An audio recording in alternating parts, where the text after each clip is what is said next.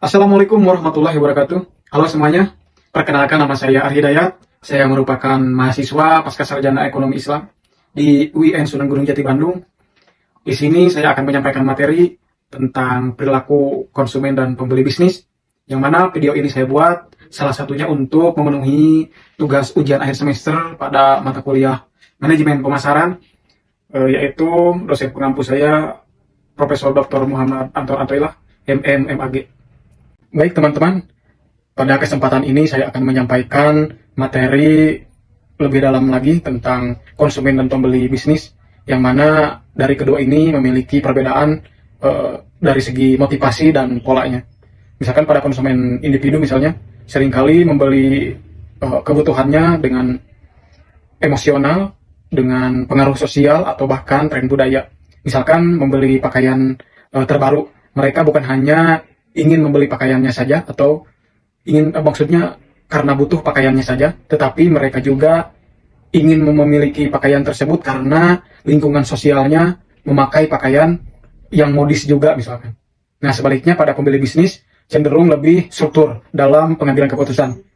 Mereka mempertimbangkan biaya, efisiensi, dan dampak strategis pembelian terhadap tujuan dari organisasi tersebut.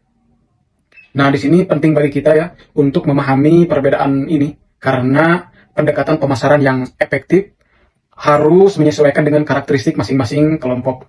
Misalkan di pasar konsumen, strategi seperti promosi diskon mungkin efektif ya, tetapi di pasar bisnis, hubungan jangka panjang dengan pemasok dan kepercayaan menjadi prioritas.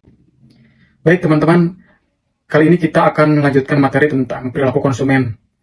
Ya, di sini pertama-tama apa sih yang dimaksud dengan perilaku konsumen?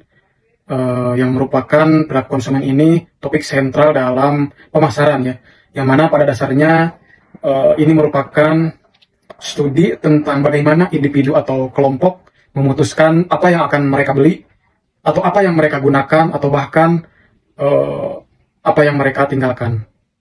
Model yang diperkenalkan oleh Armstrong dan Kotler ini membantu kita memahami hubungan antara apa yang ditawarkan pemasar dan bagaimana konsumen bereaksi. Model ini terdiri 3 elemen utama ya. Yang pertama kita lihat di sini ada model marketing stimulus. Nah di sini marketing stimulus ini yang meliputi semua aspek pemasaran seperti produk, harga, distribusi, dan promosi. Misalkan bagaimana merek smartphone memanfaatkan promosi besar-besaran saat peluncuran produk baru. Misalkan di sini promosi pada merek smartphone merek A misalkan ya. Nah, ketika meluncurkan produk seri terbaru, nah bagaimana mereka membuat strategi ketika peluncurannya tersebut, apakah dengan diskon besar-besaran atau bagaimana gitu. Yang kedua yaitu black box. Black box ini menggambarkan proses mental konsumen yang tidak terlihat seperti motivasi, persepsi, dan preferensi. Nah, ini merupakan bagian yang paling sulit dipahami karena setiap individu memiliki cara berpikir yang berbeda. Selanjutnya yaitu buyer response. Nah, metode buyer response ini hasil akhir berupa pilihan produk, merek, atau toko. Nah, dengan memahami model ini, ketiga model ini ya, kita dapat merancang strategi pemasaran yang lebih relevan dan efektif. Yang selanjutnya yaitu faktor yang mempengaruhi perilaku konsumen. Nah, di sini faktor-faktor yang mempengaruhi perilaku konsumen ini dapat dikategorikan menjadi 4 kelompok ya teman-teman. Yang pertama, faktor budaya. Nah, budaya ini merupakan pengaruh yang paling mendasar dalam membentuk perilaku konsumen. Misalnya di Indonesia sendiri nih, konsumen makanan berbasis nasi sangat umum karena budaya kita melihat nasi sebagai makanan pokok utama ya, makanan pokok atau makanan utama kita. Jadi kalau makan tanpa nasi itu biasanya kehitungnya belum makan ya teman-teman. Yang kedua yaitu faktor sosial, yang mana konsumen sangat dipengaruhi oleh kelompok referensi mereka seperti keluarga, teman, atau bahkan komunitas lainnya seperti komunitas online atau komunitas organisasi di kampusnya atau di lingkungan sekitarnya. Misalkan seseorang mungkin memilih merek tertentu karena rekomendasi seorang influencer di sosial media. Misalkan mereka membeli skincare karena ada influencer yang mempengaruhi pikiran konsumen tersebut. Yang selanjutnya yaitu faktor pribadi. Nah, ini setiap individu memiliki preferensi yang unik berdasarkan usia atau berdasarkan pekerjaan atau bahkan berdasarkan gaya hidup ya. Misalnya seorang mahasiswa mungkin lebih tertarik pada laptop dengan harga terjangkau, sementara seorang profesional memiliki laptop dengan performa tinggi untuk menunjang karirnya. Nah, sedangkan untuk mahasiswa itu eh, menunjang untuk tugasnya saja, namun dengan harga yang sangat terjangkau begitu. Nah, yang terakhir yaitu faktor psikologis. Nah, faktor ini memotivasi dorongan internal yang mengarah konsumen untuk memenuhi kebutuhan mereka, seperti membeli makanan saat lapar. Persepsi di sisi lain menentukan bagaimana konsumen menafsirkan informasi. Misalkan iklan yang kreatif dan menarik dapat meningkatkan persepsi positif terhadap suatu merek. Teman-teman, selanjutnya yaitu proses pengambilan keputusan, yang mana proses pengambilan keputusan ini ada 5 kategori ya. Yang pertama, pengenalan kebutuhan. Yang kedua, pencarian informasi. Yang ketiga, yaitu evaluasi alternatif. Yang keempat, keputusan pembelian. Yang kelima, perilaku pasca pembelian. Yang pertama, kita akan membahas proses pengambilan keputusan konsumen. Yang pertama itu kebutuhan.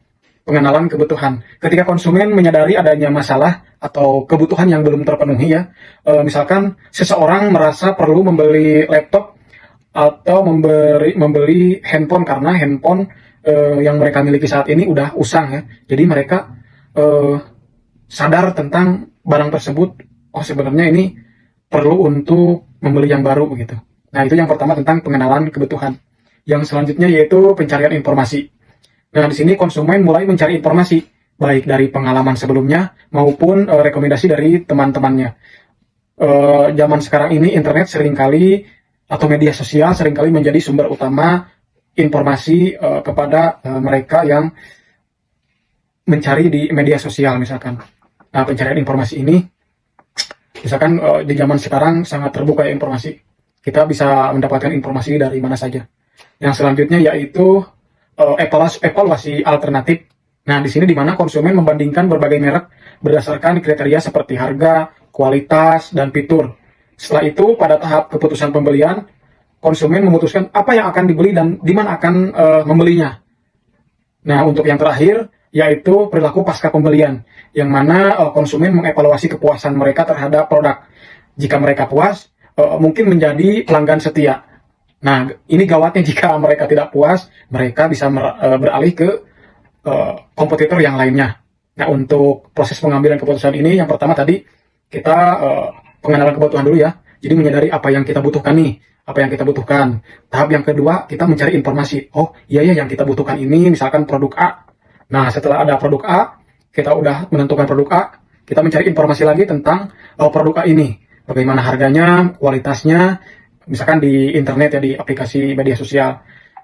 Yang selanjutnya, misalkan, ketika udah menemukan produknya, kita langsung membeli produk tersebut. Nah, untuk tahap terakhir, setelah pembelian, apakah barang tersebut puas atau tidak puas? Nah, itu untuk proses pengambilan keputusan. Nah, pembahasan selanjutnya yaitu tentang pasar dan perilaku pembeli bisnis. Nah, di sini pasar bisnis memiliki karakteristik yang sangat berbeda, teman-teman, dengan pasar konsumen. Yang mana jumlah pembeli dalam pasar bisnis jauh lebih sedikit, tetapi volume transaksi mereka sangat besar. Misalkan seperti perusahaan pesawat ya, misalkan di sini ada perusahaan Boeing. Nah, perusahaan Boeing ini mungkin hanya memiliki beberapa klien besar seperti maskapai penerbangan atau yang lainnya yang menunjang tentang perusahaan Boeing ini. Namun setiap transaksinya bernilai jutaan dolar. Nah, untuk pasar bisnis itu seperti itu sifatnya. Pembelinya atau kliennya sedikit, namun dalam transaksinya cukup besar. Nah, selanjutnya permintaan dalam pasar bisnis juga seringkali bersifat turunan. Artinya permintaan mereka dipengaruhi oleh kebutuhan konsumen akhir. Misalkan ketika permintaan kendaraan listrik nih yang meningkat, maka pabrik pembuatan baterai juga akan mengalami lonjakan permintaan. Nah, selain itu, proses pembelian di pasar bisnis juga cenderung lebih formal ya, dan melibatkan lebih banyak pihak. Misalnya, pembeli mesin industri seringkali dilakukan melalui proses tender yang panjang. Nah, di mana dalam proses tender ini berbagai vendor bersaing untuk mendapatkan kontrak. Nah, hal ini berbeda dengan konsumen individu, teman-teman, yang biasanya membuat keputusan secara lebih spontan. Yang mana konsumen individu ini dipengaruhi oleh faktor yang tadi. misalkan karena pribadinya atau lingkungannya, tapi untuk pembeli bisnis mereka sangat kompleks dalam berhubungan bisnisnya. Baik teman-teman, dalam pembahasan terakhir ini yaitu proses adopsi produk baru. Nah, adopsi ini istilah lainnya dari membeli mungkin ya, dengan bahasa kita membeli. Nah, ketika sebuah produk baru diluncurkan, tidak semua konsumen langsung mengadopsinya atau ingin memilikinya. Namun ada proses-proses adopsi produk baru terdiri dari 5 di sini kita bisa lihat. Yang pertama yaitu tentang kesadaran. Nah, di sini ketika konsumen pertama kali mendengar tentang produk tersebut, biasanya melalui iklan atau media, mereka dari iklan tersebut menyadari adanya produk tersebut. Yang selanjutnya yaitu minat. Nah, di mana konsumen mulai mencari informasi lebih lanjut. Nah, untuk yang pertama tahapannya kesadaran karena ada iklan dari media sosial misalkan. Yang kedua tentang minat. Mereka mencari informasi lebih lanjut tentang produk tersebut. Nah, untuk tahap ketiga yaitu evaluasi. Nah, di mana mereka membandingkan nih produk tersebut dengan alternatif lain. Jika merasa cocok, mereka akan memasuki tahap percobaan. Nah, di mana mereka mencoba produk dalam skala kecil, misalkan coba-coba terlebih dahulu produk yang baru tersebut. Nah, jika mereka puas, mereka akan mengadopsi produk tersebut secara penuh. Misalkan setelah puas, mereka akan membeli secara banyak atau secara full gitu. Misalkan ada beli barang yang bisa dicicil misalkan. Nah, dalam proses ini konsumen dapat dikelompokkan berdasarkan kecepatan mereka mengadopsi produk. Kecepatan dalam pembelian produk. Ini ada kategorinya teman-teman. Kita bisa lihat di sini. Yang pertama yaitu kategori inovator. Yang mana kategori ini kelompok yang pertama mencoba. Biasanya mereka sangat terbuka terhadap teknologi baru. Misalkan ada produk baru, HP misalkan, produk HP baru, mereka pengen langsung membeli seri terbaru dari HP tersebut. Nah, itu disebut kategori inovators. Yang kedua yaitu kategori early adopters, yang mana early adopter ini mengikuti setelah melihat hasil dari inovators. Nah, kelompok terbesar merupakan ada di kategori early majority and late majority. Nah, untuk early adopter ini mereka melihat dulu yang inovator, apakah mereka yang inovator ini barangnya bagus atau bagaimana. Nah, si early adopter ini mengikuti yang inovator. Nah, untuk kelompok yang paling besar ini ada di early majority dan late majority yang menunggu hingga produk sudah terbukti bagusnya, terbukti dari kualitasnya misalkan. Namun pada kategori yang terakhir yaitu laggards, mereka yang paling lambat mengadopsinya teman-teman, biasanya karena keengganan terhadap perubahan atau karena nyaman menggunakan produk yang lama gitu. Karena sudah nyaman, mereka tidak terbuka terhadap teknologi baru. Baik, terima kasih kepada semuanya yang telah menyimak materi yang saya sampaikan. Mudah-mudahan bermanfaat bagi semuanya. Mohon maaf apabila ada kata-kata yang salah. Wabillahi taufiq wal hidayah. Wassalamualaikum warahmatullahi wabarakatuh.